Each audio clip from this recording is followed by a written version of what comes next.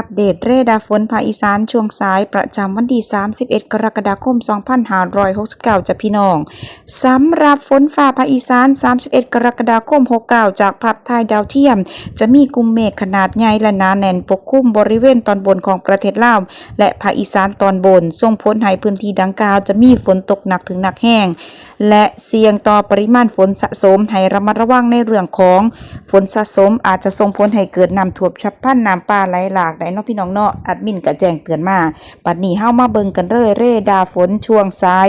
ประจำวันที่31กรกฎาคม69จะเป็นฝนธรรมดากำลังอ่อนถึงปานกลางปกคลุมพื้นที่อำเภอโพนพิสัยเฝ้าไร่จังหวัดหนองคายบ้านดุงจังหวัดอุดรธานีหน้าแหวด้านซ้ายผู้เรือจังหวัดเลยคอนสารเกษตรสมบูรณ์ผู้เขียวจังหวัดชัยภูมิชุมแพสีชมพูจังหวัดขอนแก่นดอนตาลจังหวัดมุกดาหาร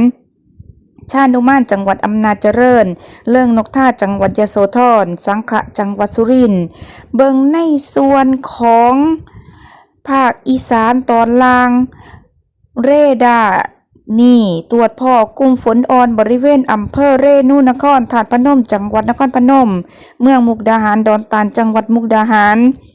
เมืองสุรินทร์ศรีขอรภูมิลำดวนสังขะจังหวัดสุรินทร์ผู้สิงขุนหารจังหวัดศรีสะเกษตะการพืชผลพิบูลมังสาหาร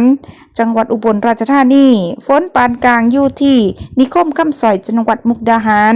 กาบเชิงจังหวัดสุรินทร์โค้งเจียมสิรินธรจังหวัดอุบลราชธานีจ้าเพื่อนๆบางคนมาคอมเมนต์แต่อยากคว้าตลาดขอใหญ่ไปอยู่บึงกาฬว่าซะมันแล้วบึงกาฬแถวทางตอนบนของอีสานตอนบนฝนดีเนาะพี่น้องเนาะบางท่านบอกว่าฝนตก3 มื้อ4 มื้อบ่ได้กรีดยางก็เอาเป็นว่าอีสานตอนบนฝนชุกอีสานตอนล่างฝนน้อยเป็นพื้นที่เงาฝน